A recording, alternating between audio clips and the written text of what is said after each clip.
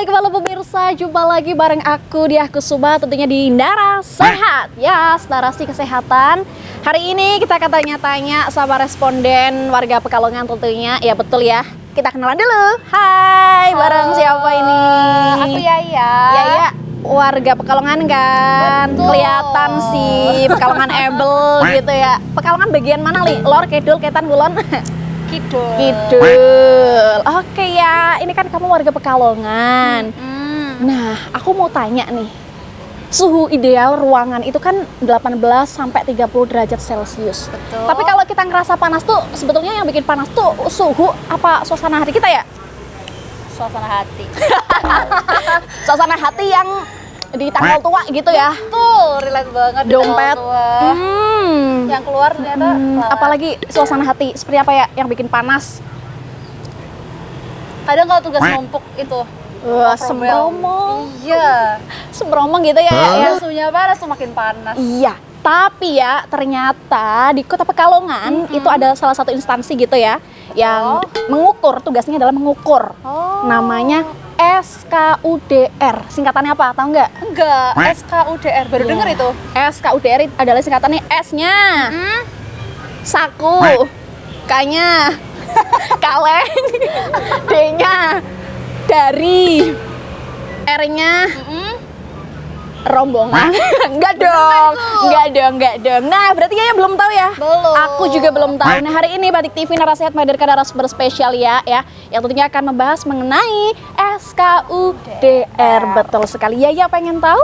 Pengen dong, boleh. Kalau gitu kita hadap ke kamera bareng-bareng, bilang kasih tahu dong. Hitungan 3, 2, 1. Kasih tahu dong. Jadi SKUDR itu tadi kembali lagi ke singkatannya Surveillance Kualitas Udara Dalam Ruang. Hal ini diukur di tempat fasilitas umum. Nah, Surveillance Kualitas Udara Dalam Ruang ini dia program untuk memantau dan mengevaluasi kualitas udara di dalam ruangan. Jadi kita tujuannya itu untuk memastikan bahwa penghuni di dalamnya itu menggunakan udara yang bersih dan sehat. Terus kita juga mengidentifikasi di dalamnya itu ada sumber-sumber polutan udara apa. Lalu terus kita juga melakukan pengendalian untuk mencegah penyakit-penyakit kesehatan terkait yang sumbernya dari polutan udara.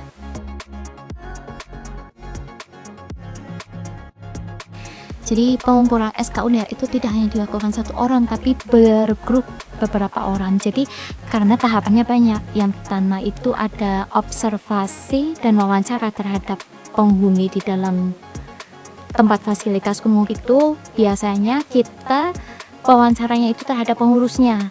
Observasi dan wawancara itu kita penggalian informasi terkait perilaku sehari-hari di tempat fasilitas umum itu yang mempengaruhi keadaan udara di dalamnya.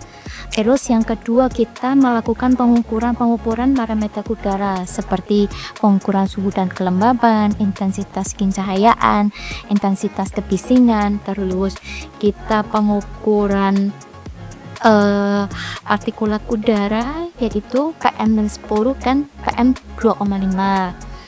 Nah, pengukuran ini dilakukan dengan menggunakan alat sanitarian kit dari Dinas Kesehatan yang sudah terkalibrasi sebelumnya. Kalibrasi ini dia berfungsi agar memastikan hasil ukur dari alat tersebut benar-benar tervalidasi. Gitu.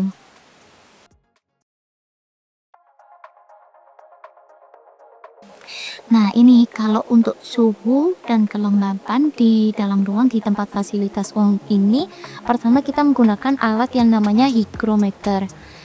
Di alat hygrometer ini, pengukurannya ini dipengaruhi oleh keadaan lingkungan. Selain di dalam struktur bangunannya sendiri dipengaruhi oleh keadaan lingkungan. Nah, pada saat sampling ini kita mengambilnya di keadaan siang hari sehingga rata-rata keadaan suhu panas dan kelembapannya juga tinggi. Untuk penerimaan suhunya itu yang penerimaan syarat yaitu di sekitar rentan 18 hingga 25 derajat Celcius. Untuk kelembapannya di rentang 40 hingga 60%.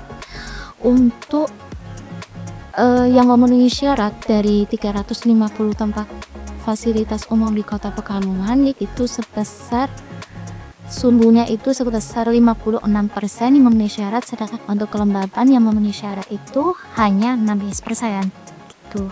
Nah, untuk suhu yang tinggi itu juga dapat menyebabkan dehidrasi pada penghuninya karena mengeluarkan kelenjar keringat yang berlebih sehingga mengalami dehidrasi, terus mengalami migrain, sakit kepala, dan gangguan kulit. Terus untuk kelembapan yang tinggi juga menyebabkan masalah di struktur bangunan. Struktur bangunan misalnya kalau terbuat dari kayu dia mudah membusuk, terus tumbuhnya jamur dan tungau itu meningkat karena kelembapannya tinggi. Terus juga kelembapan yang tinggi itu juga menyebabkan udara menjadi pengap, tidak nyaman bagi penghuni di dalamnya. Terus kalau udaranya itu mengandung kelembapan yang lebih rendah, yaitu kurang dari 40% tadi itu, 40% tadi itu juga menyebabkan udara menjadi kering, omel juga tidak nyaman, terus bahkan juga menyebabkan tadi gangguan pernafasan, gangguan penyakit kulit, dan lain sebagainya.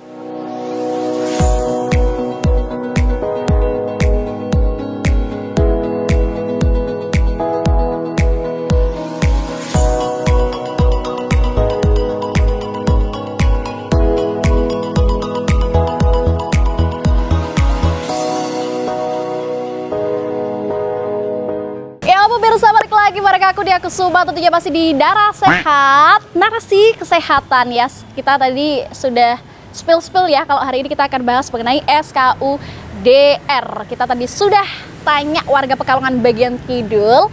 Sekarang kita akan tanya, halo, bareng siapa? Kenalan dulu dong. Halo, aku Sabrina Noradeni. Pekalongan asli, Batang, Pekalongan mana? Pekalongan asli dong tentunya. Bagian ya, mana nih? Pekalongan Timur. Pekalongan tuh ini kayaknya host live deh, ya nggak sih? Kelihatan banget ini Mbak Sabrina ternyata host live juga ya. Kelihatan banget dari bahasanya gitu. Ya, ini berarti Pekalongan Kidul juga. Enggak, Timur. Oh, timur. Oke, timur. Yeah. Tapi di sana kalau mau tahu ya, aku mau tahu udara di sana gimana sih? Di sana kadang kalau siang ini ya panas, tapi kan ini karena masih musim dingin, masih musim hujan jadi dingin gitu kan. Dingin. Tapi kalau aku tanya, Sabrina tuh lebih suka udara, bukan suka ya, lebih prefer udara panas apa dingin? Tengah-tengah sih, nggak boleh. Panas apa dingin? Ya udah lebih dingin sih. Dingin ya. Cewek kalau kena panas, emosinya nggak bisa meledak ya. Nah, Sabrina, ternyata di Kota Pekalongan itu ada instansi yang tugasnya adalah mengatur ataupun mengukur kualitas, bukan mengatur ya, mengukur kualitas udara. Nah, kalau di Sabrina tadi Pekalongan Timur gitu, karena ini cuacanya masih sering hujan, dingin gitu ya. Tapi kalau biasanya gimana? Panas, berdebu. Gimana? Biasanya ya panas banget, terus bikin gerah, terus ya gitu lah, nggak bikin betah, pengennya itu pakai yang pendek-pendek gitu loh. Kalau buat pakaian yang panjang-panjang itu nggak cocok. Nggak cocok. Tapi menurut kamu itu udaranya sehat nggak di situ? Kayaknya enggak sih ya, apalagi kalau misal berdebu gitu, kalau di jalan itu berdebu banyak banget. Aduh, enggak banget sih. Nah, hari ini SKUDR itu memberikan hasil dari kualitas udara di Pekalongan selama 2025. Sabrina, kamu pengen tahu nggak gimana? Apakah sehat? Apakah enggak? Kamu pengen tahu nggak? Pengen banget tuh, Kak. Nah, kalau gitu kita hadap ke kamera bareng-bareng, bilang kasih tahu dong gitu ya. Hitungan 3, 2, 1. Kasih tahu dong. Jadi untuk laju udara, kecepatan aliran udara di dalam ruangan di tempat-tempat fasilitas umum ini kita menggunakan alat yang namanya anemometer untuk mengukur laju udara. Nah, keterterimaannya ini 0,15 sampai 0,25 meter per sekon. Dengan rentang keterterimaan tersebut, dari hasil pengukuran sebanyak 57% yang memenuhi persyaratan. Nah, laju udara di ruangan ini sangat berpengaruh sekali Jadi pengaruh kualitas udara seperti pengaruh gaya suhu dan kelembapan, terus pengaruh keadaan di ruangan itu menjadi agar tidak bau, tidak pengap, terus udara lebih bersih, lebih fresh, terus untuk kesehatan juga berpengaruh untuk mengurangi pencegahan ke gangguan pernafasan, terus gangguan kulit juga bisa, gangguan ke mata juga bisa karena udara berdebu kotor juga bisa berpengaruh ke mata gitu.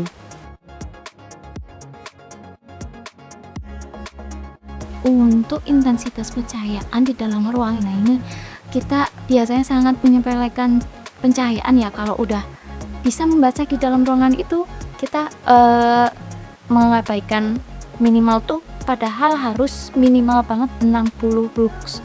Nah, dari hasil pengukuran itu hanya memenuhi sebanyak 71%. Itu hasil 71% itu dengan minimal 60 lux. Nah, gimana sih cara kita mengetahui di dalam ruangan tersebut itu sudah memenuhi lampunya 60 lux? Pertama, kita harus tahu dulu jumlah total lumen dari lampu itu dengan cara mengalihkan jumlah lux yang kita inginkan 60 lux tadi dengan jumlah luas ruangan tersebut. Nanti hasil jumlah total lumennya itu kita bandingkan dengan jumlah total lumen dari lampu dengan watt yang kita inginkan itu. Nanti kita akan ada hasil wattnya. Dengan jumlah lampu LED hanya 7-9 watt saja, itu menghasilkan 60 lux di ruangan 12 meter persegi, sehingga penggunaan lampu LED itu lebih baik daripada lampu pijar. Itu akan menghemat energi. Untuk ruangan yang minim pencahayaan kurang dari 60 lux itu dapat mengakibatkan ketegangan mata, terus kerja menjadi lebih lelah, bahkan dapat mengakibatkan resiko kecelakaan kerja.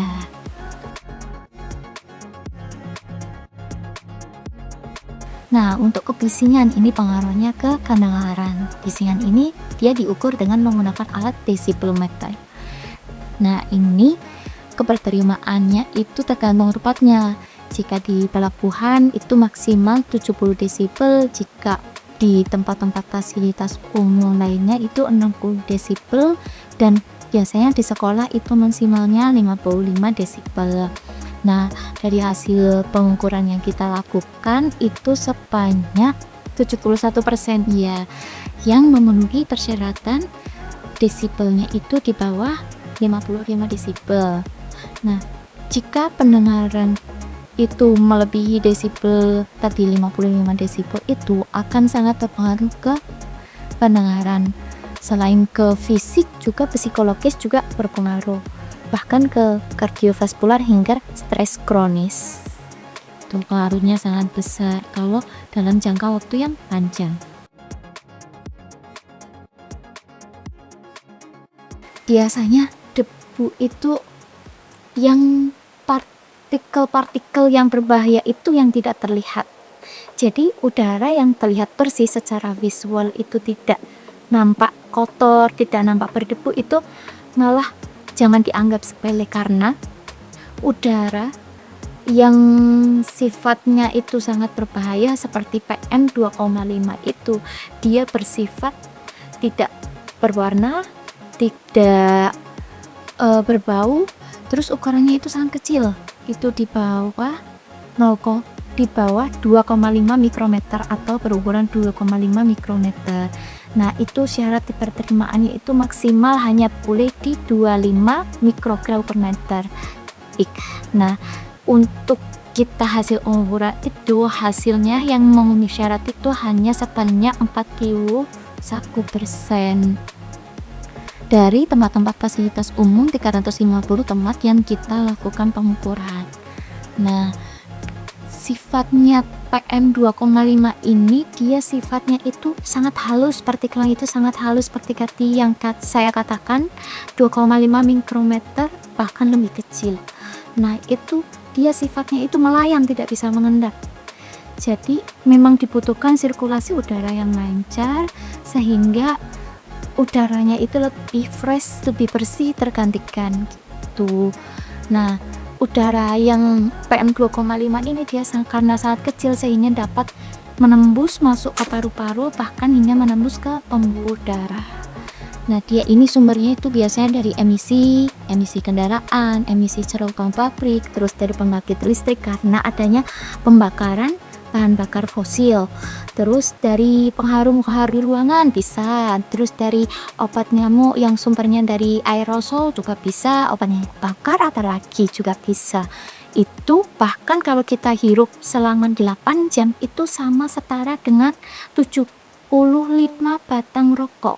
Jadi asap rokoknya sudah menimbang, apalagi kalau ditambah obat yang bakar itu PM2,5-nya tingkatnya itu sangat tinggi. Jadi jangan disepelekan dalam penggunaan bahan-bahan kimia yang berbahaya gitu.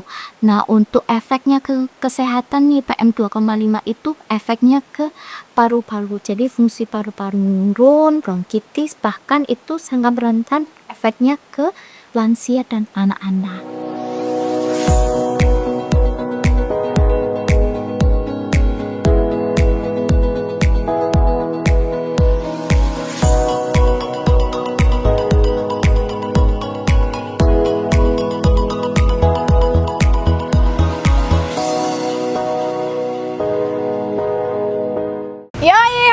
Balik lagi di Darah Sehat. Tentunya masih bareng aku Diah Kusuma. Kita geser lagi. Tadi kita sudah menemui 2 remaja ya selaku responden. Kita geser lagi nih. Halo, kenalan dulu dong Kakak. Boleh Halo. Dengan Kak siapa ini? Dengan Kak Devi. Kak Devi. Orang Pekalongan asli apa bukan? Orang Pekalongan asli. Pekalongan asli, ceplok empes langsung brel di bahasa nih. Iya, di Pekalongan ya Mbak Devi ya. Nah, Mbak Devi biasanya kalau ngerasa di ruangan ngerasa pusing itu sebetulnya karena kualitas udaranya apa kurang piknik gitu? Kayaknya sedikit kurang piknik. Kurang sih. piknik, kurang apa lagi nih? Kurang-kurangan. Kurang gaji. Kurang gaji ya, atau jangan-jangan. Nah, jangan. Nah, Mbak Devi, hari ini kita masih membahas kita nyenggol-nyenggol sama SKUDR gitu. Nah, kalau kita lihat ya, bagaimana cara kita menjaga kualitas udara di Pekalongan, Mbak Devi? Tahu nggak Mbak Devi? Harusnya sih pakai 3R ya. Apa nih? 3R seperti kayak mengurangi pakai transportasi. Ya, Berarti oh. kalau ke kantor ya harusnya jalan kaki aja Oh, biar sehat. wah, tenang. Mbak Devi gitu ya? Oh, iya. Oh iya, Iya, betul. Masya Allah. Ke kantornya jalan kaki, Iya. nggak pakai kendaraan pribadi, pemirsa.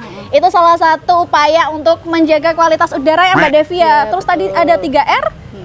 Terus sama kayak mengurangi kayak pembakaran sampah juga itu tidak boleh karena itu kan merusak polusi udara ya Mbak ya. Betul, menyebabkan polusi udara. Wah, kita nggak salah. Polisi. Kita nggak salah ya tarik responden ya. Ternyata Mbak Devi ini jawabannya udah bagus banget. Tapi Mbak Devi, hari ini Batik TV menghadirkan narasumber spesial yang akan memberikan informasi kepada Mbak Devi dan juga pemirsa yang ada di rumah. Bagaimana cara menjaga kualitas udara terkhusus di Pekalongan Pride. Mbak Devi pengen tahu? Iya boleh. Pengen ya? Pengen Pengen aja atau pengen tahu banget? Pingin banget dong. Pengen dong. Oke, kalau gitu kita hadap ke kamera bareng-bareng bilang kasih tahu dong. Hitungan 3, 2, 1. Kasih tahu dong. Nah, kita mulai dari tingkat individu dulu nih di dalam rumah tangga. Pertama, kita dalam transportasi. Kita sebaiknya menggunakan transportasi umum daripada transportasi kendaraan pribadi karena akan mengurangi pembuangan emisi. Terus selain itu dari energi, kita kebanyakan nih kalau chargernya itu kalau udah nggak dipakai tetap nggak dicagut. Nah, itu sebaiknya dicagut. Terus dalam penggunaan lampu sebaiknya menggunakan lampu LED itu karena menghemat energi. Terus dalam pengelolaan sampah sangat tidak boleh membakar sampah karena itu menyumbang polutan udara. Sebaiknya sampah dikelola dengan menggunakan prinsip 3R, reduce, reuse, dan recycle. Terus dalam pemilahan sampah juga kita harus bijak memilahnya. Terus selain itu kita menggunakan menanam pohon-pohon di sekitar rumah kita. Jadi pohon itu selain membuat rumah kita menjadi adem, nyaman, itu juga bisa menyaring udara. Selain itu juga tidak merokok, terus kita menggunakan air purifier tambahan juga bisa. Terus tidak menggunakan bahan-bahan kimia yang berbahaya, meminimalisasi limbah, terus menggunakan bahan-bahan yang dapat didaur ulang seperti bambu, itu juga bisa didaur ulang gitu.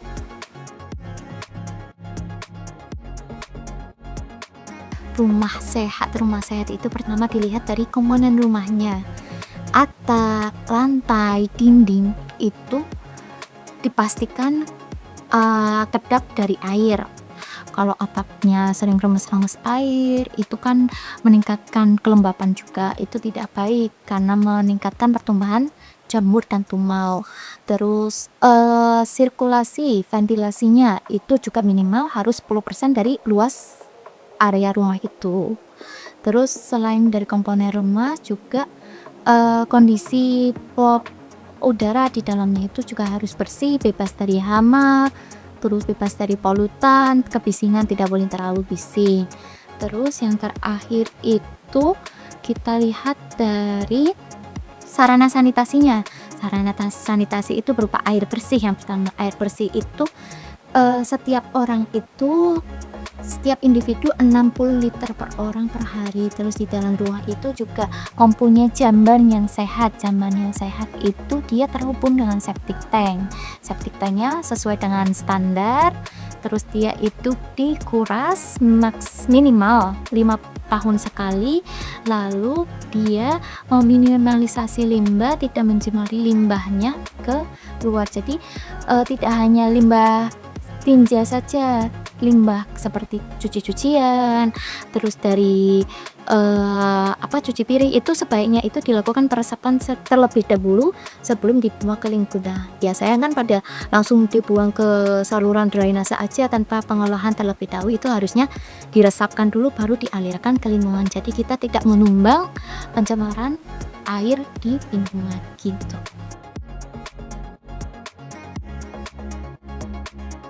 Untuk menjaga udara agar tetap bersih dan sehat untuk penghuni di dalamnya, yang pertama kita harus memastikan bahwa sirkulasi udaranya itu lancar.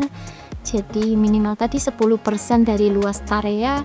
Terus selain dari sirkulasi udaranya, dari penggunaan bahan-bahan kimia di dalamnya itu tidak boleh berlebih, seperti penggunaan pengharum ruangan.